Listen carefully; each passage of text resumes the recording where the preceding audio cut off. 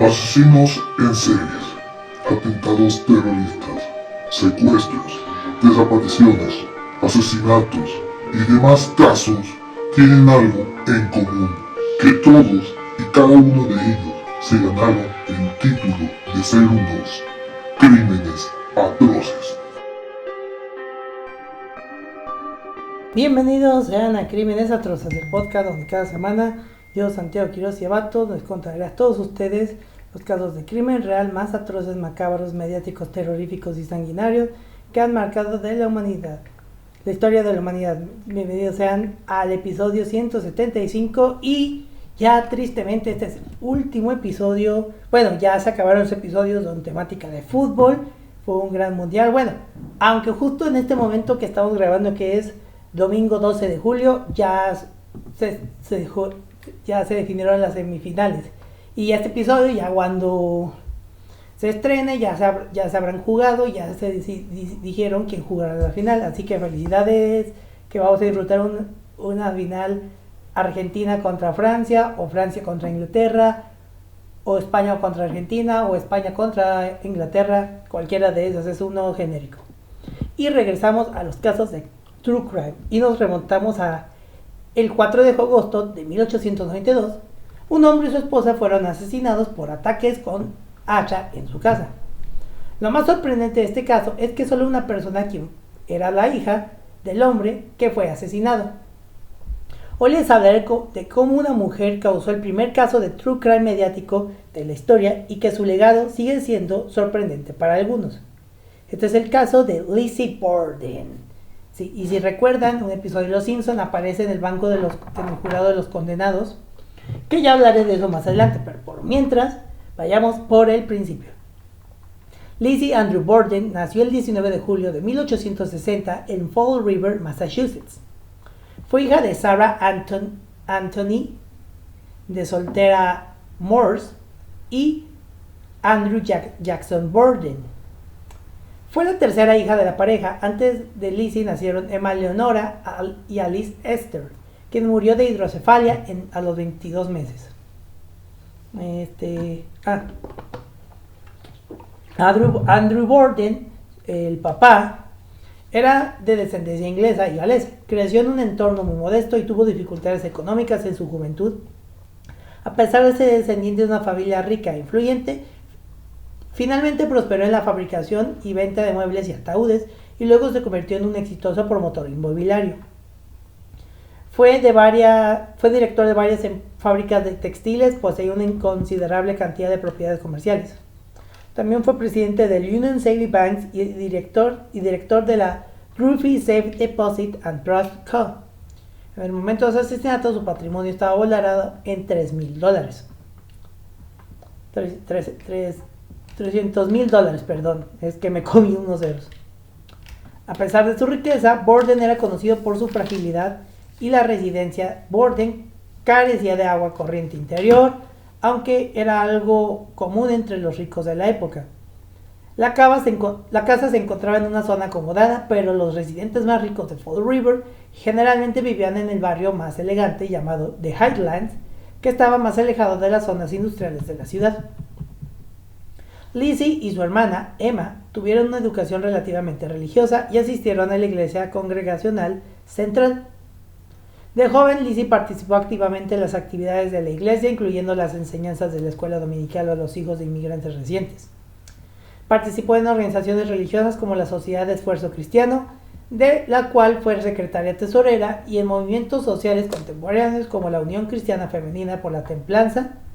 También fue miembro de la Misión Femenina de Frutas y Flores. Ahora, es que muchos antes la veían como si fuera una tipo Wednesday, pero todo lo contrario. Andrew Borden se casó con Abby Dufresne Gray 3 años después de la muerte de la madre de Lizzie. Lizzie declaró más tarde que llamaba a su madrastra señora Borden, y evadió si tenían una relación cordial.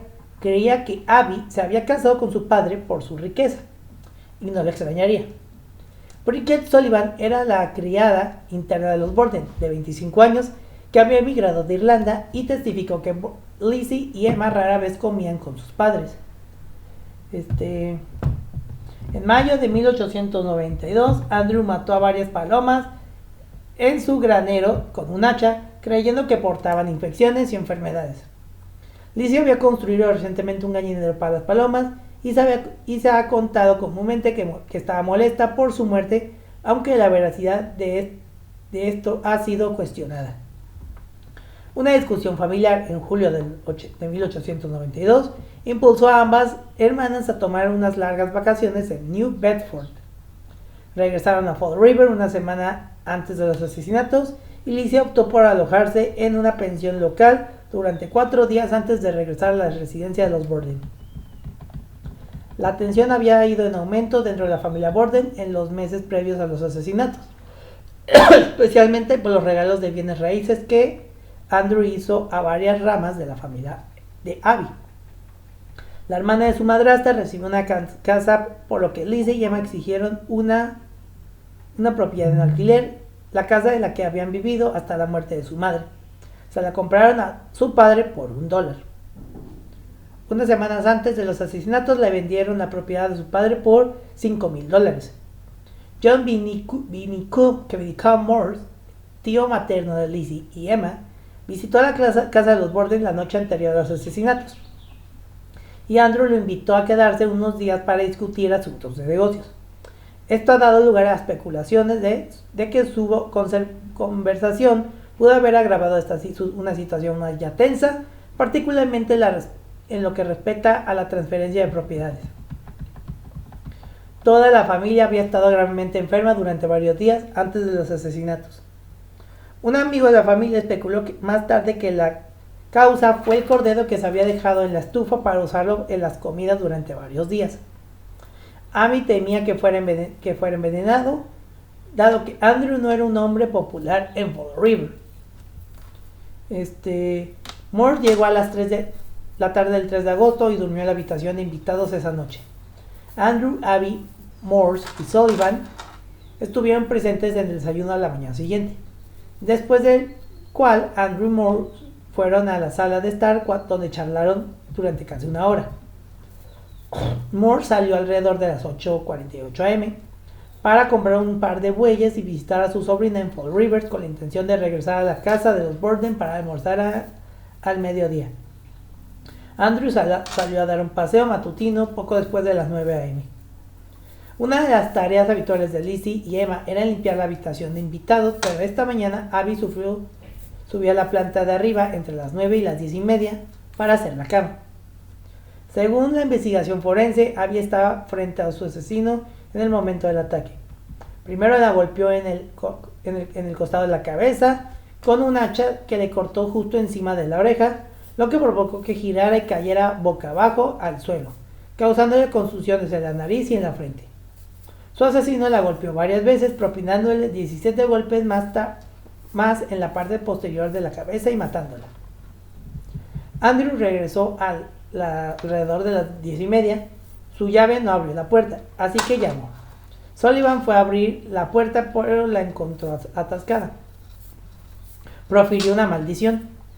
Testificó que escuchó a Lizzie reírse inmediatamente después. No vio a Lizzie, pero afirmó que la risa provenía de lo alto de la escalera. Esto se consideró significativo, ya que Abby ya estaba muerta para entonces, y su cuerpo habría sido visible para cualquiera en el segundo piso. Lizzie negó más tarde haber estado arriba y testificó que su padre le había preguntado dónde estaba Abby, a lo que ella respondió que un mensajero le había entregado a Abby una citación para visitar a una amiga enferma. Sullivan declaró que luego le quitó las botas a Andrew y lo ayudó a ponerse las pantuflas antes de que se acostara en el sofá para tomar una siesta. Un detalle que contradice las fotos de la escena del crimen que muestra a Andrew con botas. Testificó que estaba en su habitación del tercer piso descansando después de limpiar las ventanas, justo antes de las 11:10 am, cuando escuchó a Lizzie gritar desde abajo, cito: «Maggie, ven rápido, papá está muerto, alguien entró y lo mató». Andrew estaba desplomado en un sofá de la sala de estar de la planta baja, golpeado 10 u 11 veces con un arma parecida a un hacha.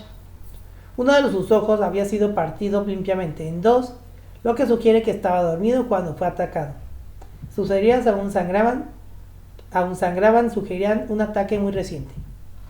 El médico de la familia, el Dr. Bowen, llegó a su casa al otro lado de la calle. Llegó desde su casa al otro lado de la calle y declaró muertes a ambas víctimas. Los detectives estimaron que la muerte de Andrew habría ocurrido aproximadamente a las 11 a.m. Las respuestas iniciales de Lizzie a las preguntas de los agentes de la policía fueron a veces extrañas y contradictorias. Inicialmente informó haber oído un gemido o ruido de raspado o un grito de auxilio antes de entrar a la casa. 2 horas después le dijo a la policía que no había oído nada y que entró en la casa sin darse cuenta de que algo andaba mal. Cuando se le preguntó dónde estaba su madrastra, relató que Abby había recibido una nota pidiéndole que visitara a una hija enferma. Amy afirmó que pensó que Abby había regresado y preguntó si alguien podía subir a buscarla. Sullivan y la vecina, la señora Churchill, estaban a la mitad de las escaleras con los ojos a la altura del suelo cuando miraron hacia la habitación de invitados y vieron a Abby tendida boca abajo en el suelo. La mayoría de los agentes que entrevistaron a Lizzie informaron que les disgustó su actitud. Algunos dijeron que era demasiado tranquila y serena. El alguacil Hilliard declaró a los periodistas que Lizzie le pareció una mujer muy peculiar, mientras que el agente Sieber afirmó creer que el crimen fue obra de una persona con problemas mentales. El juez Blasidel al ser llamado a comentar, señaló que el problema central para los investigadores era cómo pudo una mujer cometer el acto. A pesar de su comportamiento y sus coartadas cambiantes, no se le realizó pruebas de sangre. La policía registró su habitación, pero fue una inspección superficial. En el juicio admitieron no haber realizado un registro adecuado porque Lizzie no se sentía bien. Posteriormente fueron criticados por su falta de diligencia. En el sótano la policía encontró 2 hachas, 2 hachuelas y una cabeza de hacha con el mango roto. Se sospechaba que la cabeza del hacha era el arma homicida, ya que la rotura del mango parecía reciente y la ceniza y el polvo de la cabeza parecían haber sido aplicados deliberadamente para que pareciera que había estado en el sótano durante algún tiempo. Sin embargo, ninguna de estas herramientas fue retirada de la casa. Los investigadores también encontraron un cubo con lo que parecía ser ropa u trapos ensangrentados en el sótano, aunque Bordel los atribuyó a su menstruación y el cubo y su contenido no fueron inspeccionados más a fondo. La ama de llaves, Bridget Sullivan, se preguntó por qué no había visto el cubo cuando hizo la colada de la familia a principios de semana, pero para entonces ya había sido retirado. Los estómagos de las víctimas fueron extraídos durante las autopsias y analizados en busca de veneno debido a la misteriosa enfermedad que había infectado a la familia antes de los asesinatos, pero no se encontró veneno. Los residentes sospechaban que Lizzie había comprado ácido cianhídrico diluido en la farmacia local. Su defensa fue que preguntó sobre el uso del ácido para limpiar sus pieles, a pesar del testimonio del médico forense local que no tenía propiedades antisépticas. Alice Russell, amiga y vecina de Lizzie y Eva, decidió quedarse con las hermanas durante las noches posteriores a los asesinatos. Según su testimonio, salió de la casa de los Borden y regresó el domingo por la mañana para encontrar a Lizzie y su hermana en la cocina. Russell afirmó que Lizzie sostenía una falda en la mano y dijo que iba a quemar esta vieja prenda que cubría de pintura. Está cubierta de pintura. La policía estuvo apostada alrededor de la casa la noche del 4 de agosto, durante la cual un agente declaró haber visto a Lizzie entrar al sótano con Russell llevando una lámpara de queroseno y un cubo de basura. Afirmó haber visto a ambas mujeres salir del sótano, tras lo cual Lizzie regresó sola. Haber visto a ambas mujeres salir del sótano, tras lo cual Lizzie regresó. No pudo ver qué estaba diciendo, pero declaró que parecía estar inclinada sobre el fregadero. Perdón, me confundí de palabras. El 5 de agosto, Morse salió de la residencia de Borden y fue rodeada por cientos de personas. La policía tuvo que la escoltaron de regreso. La escoltaron a casa. Al día siguiente, la policía realizó un registro más exhaustivo de la casa, inspeccionando la ropa de las hermanas y confiscando la cabeza del hacha con el mango roto. Esa noche un agente de policía y el alcalde visitaron la casa y le informaron a Lizzie que era sospechosa de los asesinatos. A la mañana siguiente, Russell entró a la cocina y encontró a Lizzie rasgando un vestido. Ella explicó que pensaba quemarlo porque estaba cubierto de pintura. Nunca se determinó si era el vestido que llevaba puesto el día de los asesinatos. Nunca supo. Lizzie compareció en la audiencia de investigación el 8 de agosto. El tribunal rechazó solicitud de que estuviera presente su abogado de familia, citando una ley estatal que establece que una investigación debe celebrarse en privado. Le habían recetado dosis regulares de morfina para calmar sus nervios y es posible que esto haya afectado su testimonio. Su comportamiento era errático y a menudo se negaba a responder una pregunta, incluso si la respuesta le resultara beneficiosa.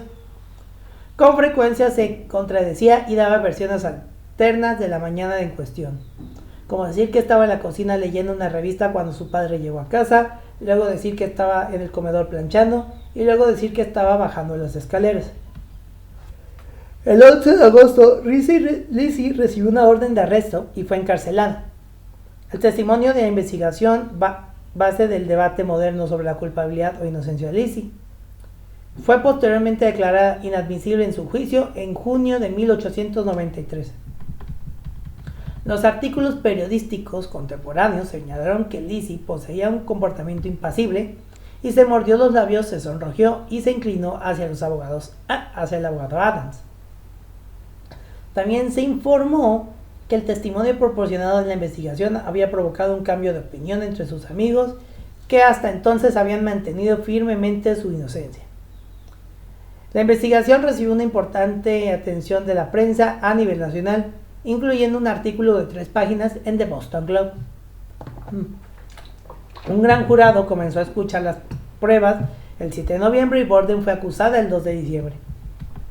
El juicio de Lizzie tuvo lugar en New Bedford a partir del 5 de junio de 1893. Los fiscales fueron Josiah M. Knoutlow y el futuro juez de la Suprema Corte de los Estados Unidos, William H. Moody.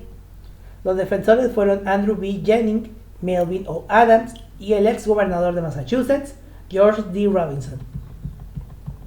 Otro asesinato con hacha ocurrió en Fall River el 1 de junio, 5 días antes de que comenzara el juicio de Borden. En esta ocasión la víctima fue Bertha Manchester, quien fue encontrada muerta a hachazos en su cocina. Las similitudes entre los asesinatos de Manchester y Borden fueron sorprendentemente y fueron señaladas por los jurados. El inmigrante portugués José Correa de Melo fue condenado por el asesinato de Manchester en 1894, pero se determinó que no se encontraba en la cercanía de Fall River en el momento del asesinato de los asesinatos de Borden. Un punto destacado de discusión en el juicio y la cobertura de prensa fue la cabeza de hacha encontrada en el sótano, que la fiscalía no logró demostrar de manera convincente que fuera el arma homicida. Los fiscales argumentaron que el asesino había quitado el mango porque se había cubierto de sangre. Un agente testificó que encontró un mango de hacha cerca de la cabeza del hacha, pero otro agente lo contradijo.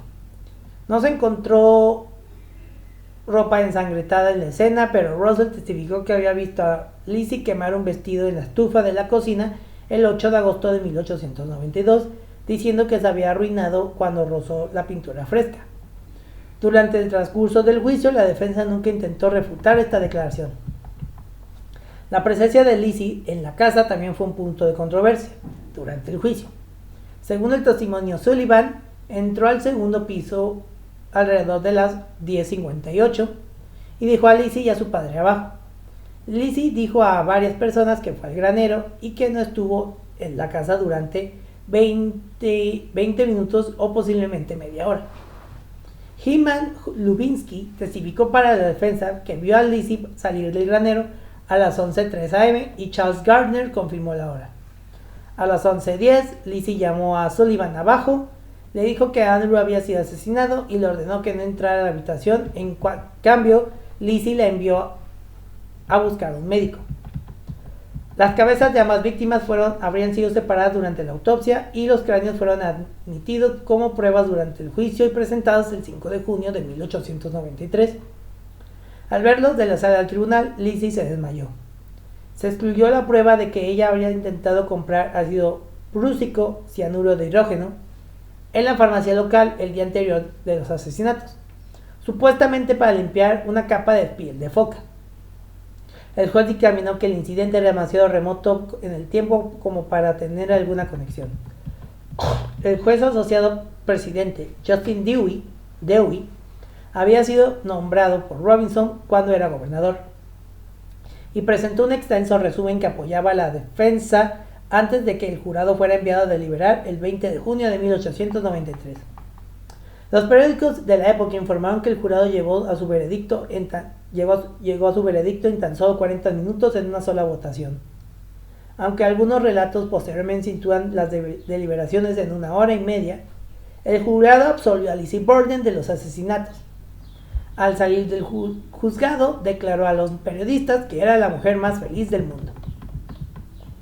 El juicio se ha comparado con los juicios posteriores de Bruno Hauptmann, una persona que luego contaré, Ethel y Julius Rosenberg. Bruno Hauptmann, pues, que fue el culpable del secuestro y asesinato del bebé de Charles Lindbergh, de Ethel y Julius Rosenberg, dos personas que fueron acusadas de espionaje, y O.J. Simpson, del cual ya hablamos en un episodio, como un hito en la publicidad e interés público en la historia de los procedimientos legales estadounidenses. Si quieren escuchar el juicio de O.J. Simpson, es el episodio 60. Ahora bien, existieron varias teorías de quién pudo haber cometido los asesinatos. Aunque fue absuelta en el juicio, Lizzie siguió siendo la principal sospechosa de los asesinatos de su padre y su madrastra. La escritora Victoria Lincoln propuso en 1967 que podría haber cometido los asesinatos en estado de fuga. Otra sugerencia destaca que fue abusada física y sexualmente por su padre, lo que le impulsó a matarla. Hay poca evidencia que respalde esto, pero el incesto no era un tema que se discutiera en ese momento, y a los métodos para recolectar evidencia física habrían sido diferentes en 1892. Esta creencia se insinuó en los periódicos locales en el momento de los asesinatos y fue retomada por la Academia Marcia Clarisle en un ensayo de 1992. El autor de misterio, Evan Hunter, más conocido como Ed McBain, surgió en su novela de 1984, Lizzie, que Lizzie cometió los asesinatos tras ser sorprendida en un encuentro amoroso con Sullivan.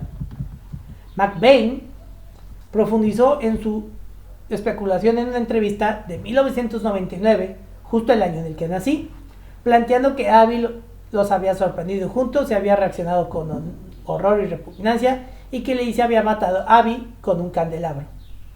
Le confesó los crímenes a Andrew cuando este regresó a casa, pero lo mató furiosamente con un hacha cuando él reaccionó exactamente igual que Abby. Además, especuló que Sullivan se deshizo del hacha en algún lugar posteriormente. En sus últimos años se rumoraba que Lizzie era lesbiana, pero no existía tan especulación sobre Sullivan, quien más tarde se casó con un hombre que conoció mientras trabajaba como empleada doméstica en Butte, Montana.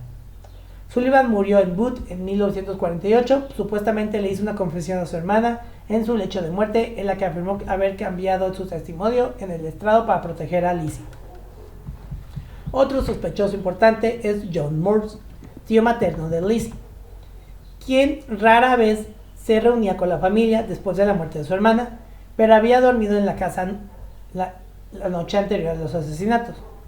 Según las autoridades, había proporcionado una coartada absurdamente perfecta y excesivamente detallada para la muerte de Abby Borden. Morse fue considerado sospechoso por la policía durante un tiempo.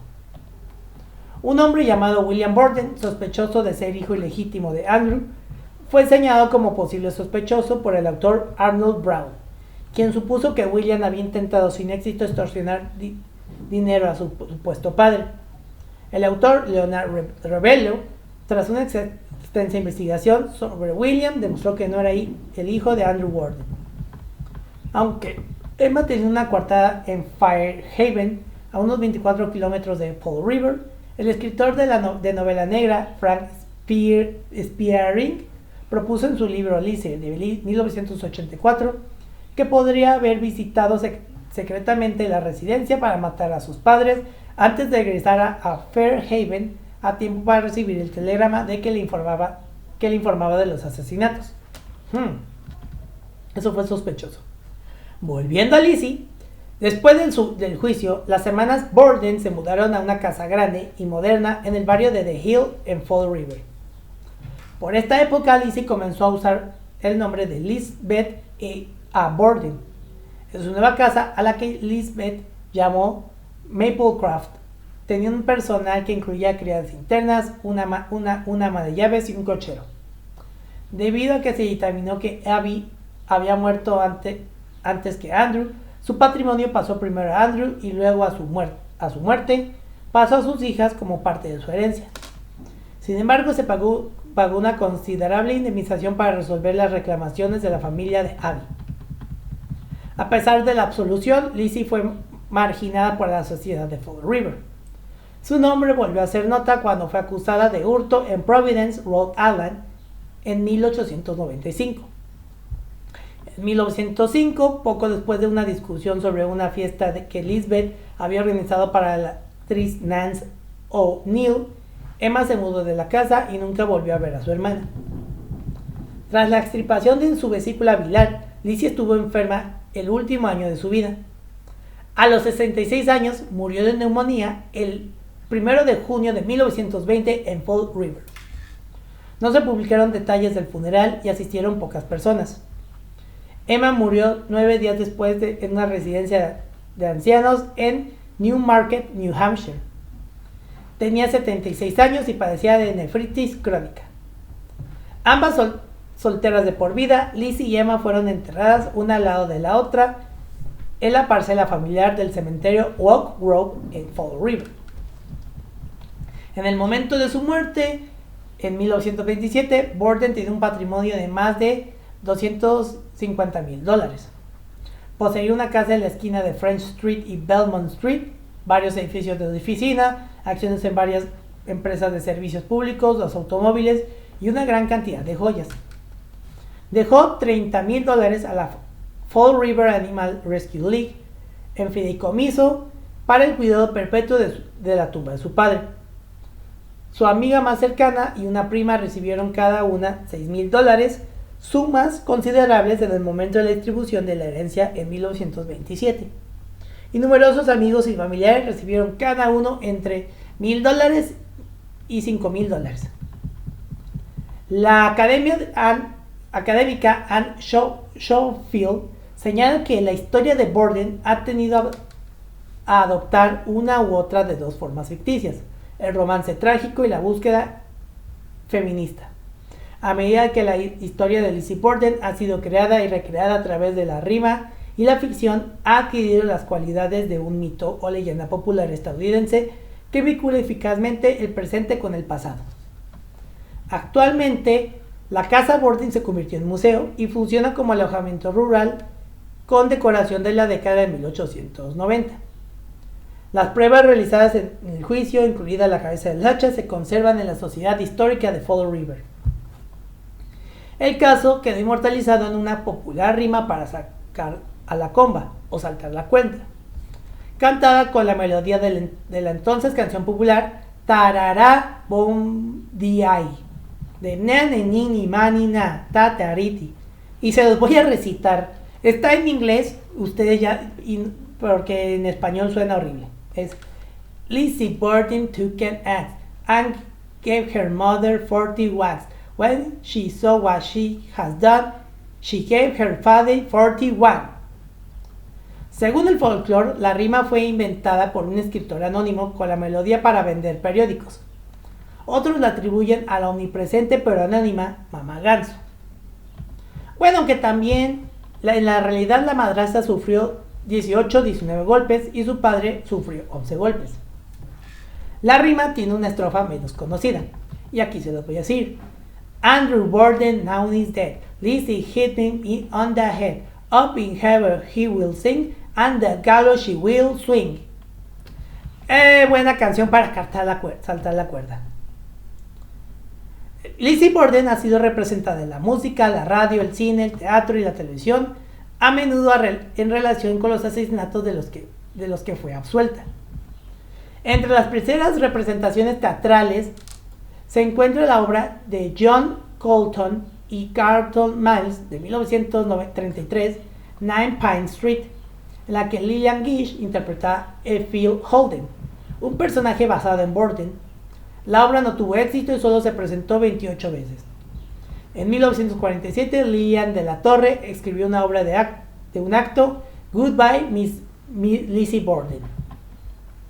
Otras reinterpretaciones incluyen New Faces of 1925 de 1995, un musical de Broadway de 1952 con un número titulado Lizzie Borden que representa los crímenes, así como el ballet Fall River Legend de 1948 de Agnes de Mille y la ópera Lizzie Borden de 1965 de Jack Beeson, ambas obras basadas en Borden y los asesinatos de su padre y su madrastra. Otras obras de teatro basadas en Borden incluyen Blood Relation de 1980, una producción canadiense escrita por Sharon Pollock que relata los eventos que llevaron a los asesinatos, que fue adaptada en una película para televisión en Calgary. Lizzie Borden, otra adaptación musical, también fue protagonizada por la nominada al premio Tony, Alison Fraser. Un episodio de Omnibus del 24 de marzo de 1957 presentó dos adaptaciones diferentes de la historia de Lizzie Borden. La primera, una obra de teatro, El juicio de Lizzie Borden, de Catherine Bard como Lizzie. La segunda, una producción de ballet, Fall River Legend, con Nora Kate como la acusada. En 1959, la leyenda de Lizzie, de Reginald Lawrence, recibió elogios por Annie Michan en el papel principal, pero aún así cerró después de solo 2 funciones. Un episodio de Alfred Hitchcock Present, sí, porque recordarán que Alfred Hitchcock tenía un programa de televisión llamado Alfred Hitchcock Presenta, que se emitió el 21 de enero de 1956, titulado La hermana mayor, presenta un relato ficticio que ocurre un año después de los asesinatos, donde se revela que Emma es la asesina. Obviamente es ficción y no es real.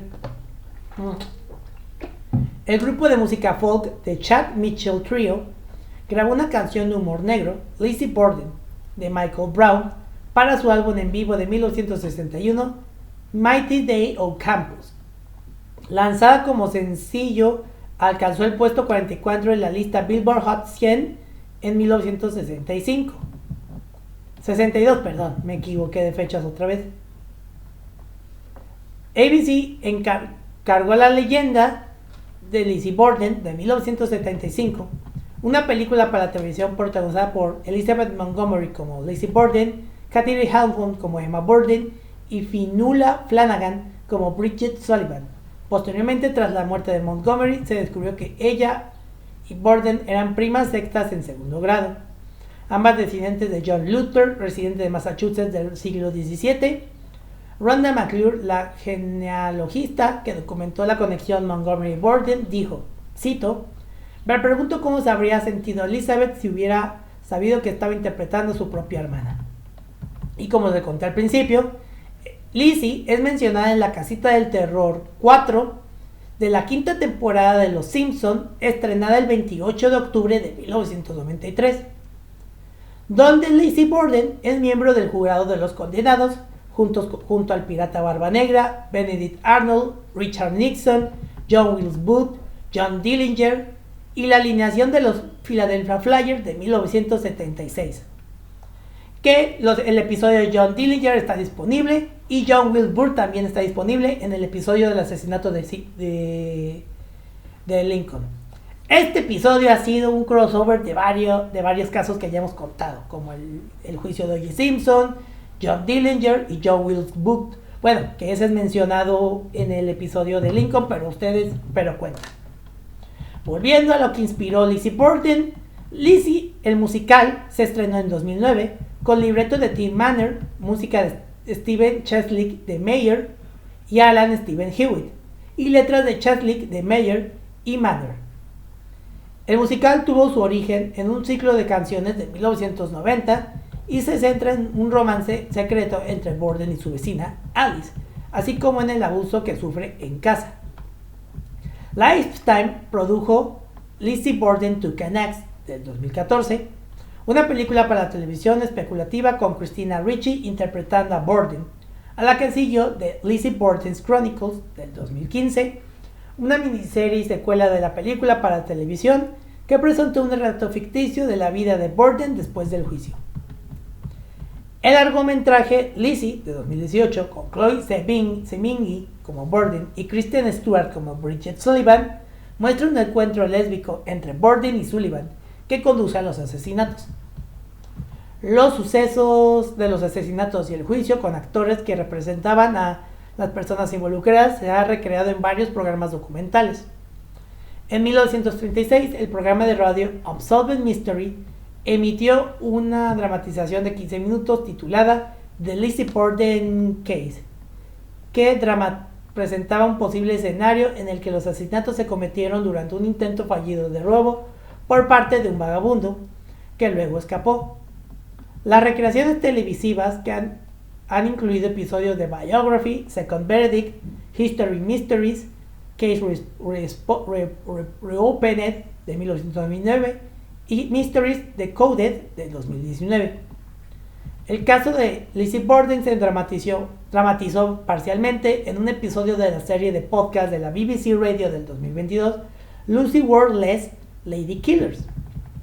Y Borden será el centro de la cuarta temporada de la serie antológica de crímenes reales Monster, creada por Brian Murphy e Ian Berman para Netflix. Ella Bethany ha sido elegida para el papel de Lizzie Borden.